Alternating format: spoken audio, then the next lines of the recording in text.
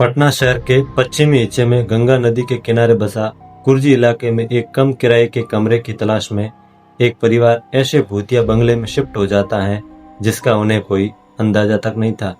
फिर जो उनके साथ होता है उसे सुनने के बाद आप भी दंग रह जाओगे। ये कहानी है साल 2012 की। सर्दियों में पटना पहले से कहीं ज्यादा भीड़ भाड़ वाला हो चुका था। छोटे शहरों और गांवों से लोग नौकरी की तलाश में यहाँ आ रहे थे और उन्हीं लोगों में से एक सुरेश प्रसाद भी था, जो दरभंगा के एक छोटे मोहल्ले में अपने परिवार के साथ रहता था। सुरेश ने जिंदगी में कभी बड़े सपने नहीं देखे थे। उसकी पूरी दुनिया बस उसकी पत्नी माया, बेटा दीपक और छोटी बेटी रानी तक सीमित थी।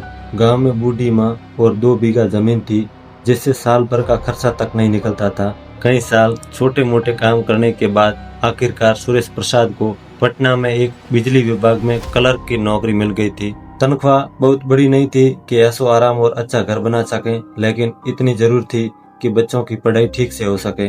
अब नौकरी पटना में लगी थी तो वे लोग नवंबर 2012 में अपने परिवार को लेकर पटना शिफ्ट हो जाते हैं। शुरुआत में उन्होंने पटना के राजेंद्र नगर इलाके में 2 कमरों का छोटा किराए का मकान लिया। मकान पुराना था, लेकिन शहर में वे लोग नए होने के कारण उन्हें वहीं ठीक लगा, क्योंकि तनख्वाह इतनी नहीं थी कि किराए का बड़ा घर ले सकें। सुरेश सुबह ऑफिस चला जाता था और माया बच्चों को स्कूल भेज देती थी और शाम को पूरा परिवार साथ बैठकर खाना खाता था। उनकी जिंदगी अब धीरे धीरे पटरी पर लौट रही थी, लेकिन 2-3 महीने बाद मकान मालिक ने अचानक किराया बढ़ा दिया। ऊपर से बिजली पानी के अलग से पैसे। सुरेश की आधी तनख्वाह सिर्फ घर में निकलने लगी। कहीं कहीं रात वह छत पर बैठकर हिसाब लगाता रहता कि महीने का खर्च कैसे चलेगा, बच्चों की फीस कैसे भरेंगे। लेकिन उसकी पत्नी माया समझती थी कि वह अंदर से टूटने लगा है, लेकिन फिर भी हमेशा उसे हिम्मत देती थी। एक रात खाना खाते वक्त माया ने कहा, अगर थोड़ा बड़ा घर सस्ते में मिल जाता तो शायद सब ठीक हो जाता। सुरेश ने सुना, लेकिन वो चुप रहा। अगले दिन ऑफिस में चाय पीते समय अपने साथी प्रदीप के साथ नए किराए के मकान को लेकर बात कर रहे थे कि उनकी बातें उनके ऑफिस में चपरासी का काम करने वाले रामविलास ने उसकी परेशानी सुन ली। रामविलास ने सुरेश प्रसाद को कहा, साहब एक घर है कुर्जी की तरफ, बड़ा है, किराया भी कम है, अगर चाहो तो मैं आपको घर के मालिक से बात करा दूं। सुरेश ने तुरंत हाँ कर दी। रविवार को पूरा परिवार ऑटो से कुर्जी इलाके पहुंचा। वह इलाका शहर के बाकी हिस्सों से थोड़ा शांत था। सड़क के किनारे पुराने पेड़ थे और बीच-बीच में बड़े पुराने मकान दिखाई दे रहे थे।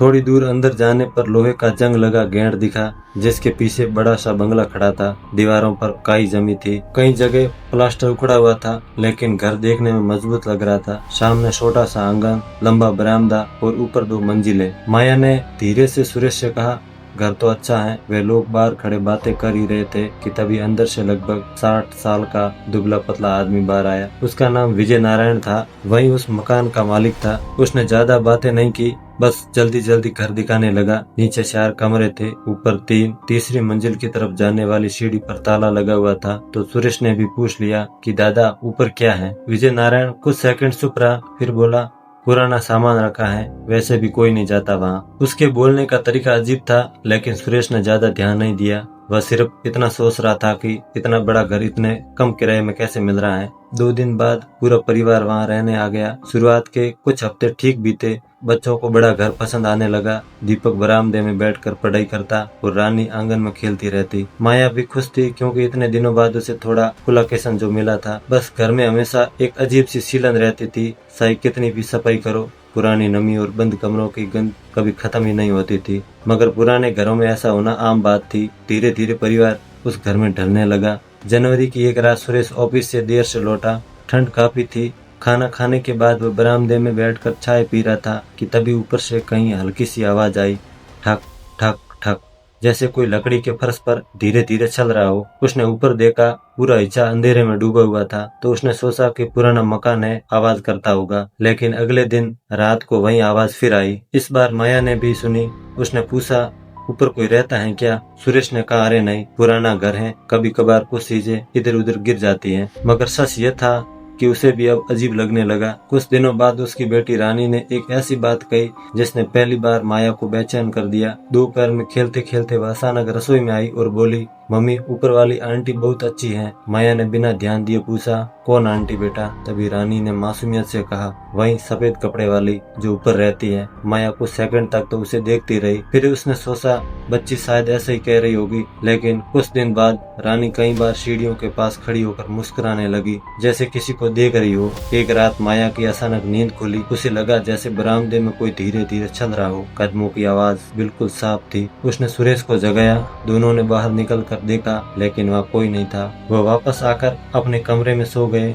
लेकिन सुबह आंगन में नल खुला मिला। उसकी पत्नी माया थोड़ा गुस्से में सुरेश पर चिल्ला रही थी कि तुम कितने भुलक्कड़ हो गए हो, ये पूरा आंगन पानी से भर गया है, तुमने रात को नल नहीं बंद किया। लेकिन सुरेश को पूरा यकीन था कि रात में उसने खुद बंद किया था। ऐसी छोटी छोटी बातें अब बढ़ने लगी। कभी रसोई का सामान अपनी जगह से हिला मिलता, कभी रात में ऊपर से कुर्सी घसीटने जैसी आवाज आती। लेकिन जिंदगी की परेशानियां इंसान को डर महसूस करने का वक्त कम देती हैं। सुरेश रोज खुद को समझाता कि यह सब वहम है। फरवरी की एक रात बाहर तेज बारिश हो रही थी। बिजली चली गई थी। पूरा घर अंधेरे में डूबा हुआ था। माया मोमबत्ती जला रही थी कि तभी ऊपर से भारी चीज घसीटने की आवाज आई। इस बार आवाज पहले से ज्यादा साफ थी, जैसे कोई लकड़ी की कुर्सी धीरे धीरे खींच रहा हो। माया ने सोचा दीपक ऊपर गया होगा, लेकिन तभी दीपक उसके पीछे आकर बोला, मम्मी टॉर्च कहाँ है? माया का दिल अब तेज धड़कने लगा। आवाज अभी भी आ रही थी। सुरेश टॉर्च लेकर ऊपर गया। ऊपर पहुंचकर उसने देखा कि सारे कमरे बंद हैं। गलियारे में सन्नाटा था। लेकिन जैसे ही वह मुड़ा, उसे गलियारे के आखिर में कुछ सफेद सा दिखाई दिया, बस एक पल के लिए, जैसे कोई दीवार के पीछे छुपा हो। सुरेश तुरंत उस तरफ गया, लेकिन वहाँ कोई नहीं था। नीचे लौटते वक्त उसे पहली बार सच में डर महसूस हुआ। वह नीचे आया और माया को बोला कि ऊपर तो कोई भी नहीं है। अब दोनों के चेहरों पर डर साफ दिख रहा था। अगले दिन उसने पड़ोस के एक बुजुर्ग व्यक्ति से उस घर के बारे में पूछा और अपने साथ हो रही घटना के बारे में उस बुजुर्ग को बताया। वो बुजुर्ग व्यक्ति कुछ देर तक तो चुप रहा, फिर बोला, बहुत साल पहले वहाँ एक औरत ने जान दे दी थी। उसके बाद से लोग अजीब बातें करते हैं। सुरेश ने पूछा, कैसी बातें? तब उस बुजुर्ग व्यक्ति ने बस इतना कहा, रात में ऊपर मत जाया करो। उस शाम घर लौटते वक्त सुरेश के कदम भारी थे, मगर उसने ये बात माया को नहीं बताई। वह घर बदलना चाहता था, लेकिन पैसे नहीं थे। मार्च आते आते घर का माहौल बदलने लगा। रानी अक्सर रात में नींद में कुछ बुड़बुड़ाती रहती। एक बार माया ने साफ सुना, दीदी कह रही है ऊपर चलो। उसी रात पहली बार दीपक ने भी कहा कि उसने ऊपर की खिड़की में किसी को खड़े देखा है। सुरेश गुस्सा हो गया। उसने बच्चों को डांट दिया कि बेकार की बातें मत करो, लेकिन अंदर ही अंदर उसका खुद का डर बढ़ता जा रहा था। फिर एक रात कुछ ऐसा हुआ जिसने पूरे परिवार को हिला दिया। रात करीब 1:30 बजे दीपक की चीख सुनाई दी। सब उसके कमरे में भागे। दीपक पसीने से भीगा कांप रहा था। उसने रोते हुए कहा, अभी कोई मेरे बिस्तर के पास खड़ा था। सुरेश ने पूछा, कौन था बेटा? दीपक की आवाज कांप रही थी और वो बोला, एक बुढ़ा आदमी, और उसकी आंखें पूरी सफेद थी। उसी समय कमरे की ट्यूबलाइट अपने आप जलने बुझने लगी। फिर अचानक दरवाजा जोर से बंद हो गया। माया डर के मारे रोने लगी। उस रात पूरा परिवार एक ही कमरे में बैठा रहा। सुबह होते ही सुरेश ने तय कर लिया कि अब वह ये घर छोड़ देगा, लेकिन शायद बहुत देर हो चुकी थी। अगर आपको ऐसी ही हॉरर और मिस्टीरियस कहानी सुनना पसंद है तो हमारे चैनल को सब्सक्राइब करना ना भूलिएगा। मिलते हैं एक और हॉरर स्टोरी के साथ। Thank you.